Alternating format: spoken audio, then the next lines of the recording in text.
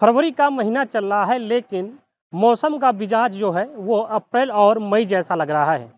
आपको बता दें कि आज 14 फरवरी का दिन है, लेकिन जो मौसम है बिल्कुल पिछले साल की अपेक्षा विपरीत हो चुका है। दिन का जो तापमान है 25 से 30 डिग्री सेल्सियस तक जा रहा है और रात का तापमान 13 से 14 डिग्री तक सेल्सियस तक जा रहा है। वहीं मौसम विभाग का कहना है कि जिस हिसाब से लगातार मौसम बदल रहा है, उसका मुख्य कारण सिर्फ और सिर्फ ग्लोबल वार्मिंग है। वहीं जिस हिसाब से लगातार मौसम बदल रहा है, उससे मरीजों की संख्या में भी काफ़ी इजाफा देखने को मिल रहा है। अस्पतालों में अच्छी खासी मरीजों की लाइन लगी हुई है। डॉक्टरों का कहना है कि मौसम की वजह से जो मरीज हैं, चाहे सर्दी हो, जुकाम हो, बुखार हो, इस तरीके की मरीजों की संख्या में लगातार बढ़ोतरी हो रही है। देखिए, क्योंकि अब की बार जो वेस्टर्न डिस्टर्बेंस थे, वो मजबूत वेस्टर्न डिस्टर्बेंस नहीं आए और इसकी दूसरी वजह ये है कि अब की बार पूरे भारत में करीब 80% बारिश कम हुई, उत्तर भारत में 80 से 90 कम बारिश हुई, कानपुर मंडल में भी करीब 90% बारिश कम हुई है और जब बारिश कम होती है, तो गर्मी बढ़ने की पूरी संभावना रहती है।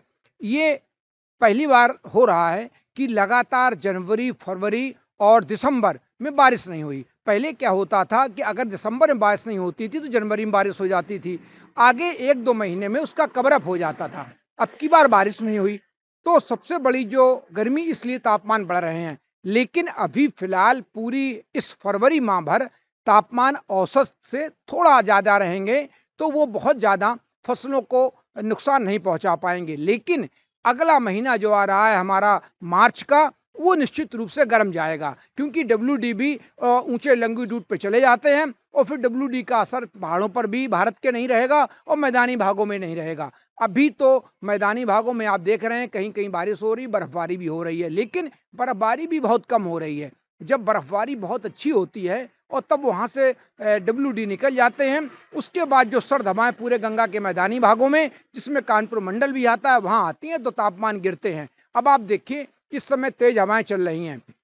इन तेज हवाओं से रात के तापमान 1 से 2 डिग्री और 3 डिग्री तक कम हो सकते हैं और दिन के तापमान भी नियंत्रण में रहेंगे। ये स्थिति फरवरी माह तक बनी रह सकती है। और अब की बार एक चीज़ और हुई, जो हमारे वेस्टर्न डिस्टर्बेंस थे उनके बीच में गैप जब 5 दिन का होता है, तो बीच में हवाएं आ जाती हैं और हवाओं की कंटिन्यूटी बनी रहती है। अब की बार हुआ क्या, हर तीसरे चौथे दिन वेस्टर्न डिस्टर्बेंस पूरी पिछले महीने आते रहे, जिससे हवाओं की कंटिन्यूटी नहीं बन पाई और सर्दी मेंटेन नहीं रह सकी। क्या लगता है ग्लोबल वार्मिंग बिल्कुल, ग्लोबल वार्मिंग का तो असर है ही, लेकिन इसके बाद जो ये फैक्टर होते हैं कि tail to tail western disturbance का आना, दूसरा बारिश कम होना, ये सारी चीज़ें भी तापमान बढ़ने को थोड़ा एक्साइट करती हैं। वीडियो ताशिफ के साथ अनिल कुमार, कानपुर।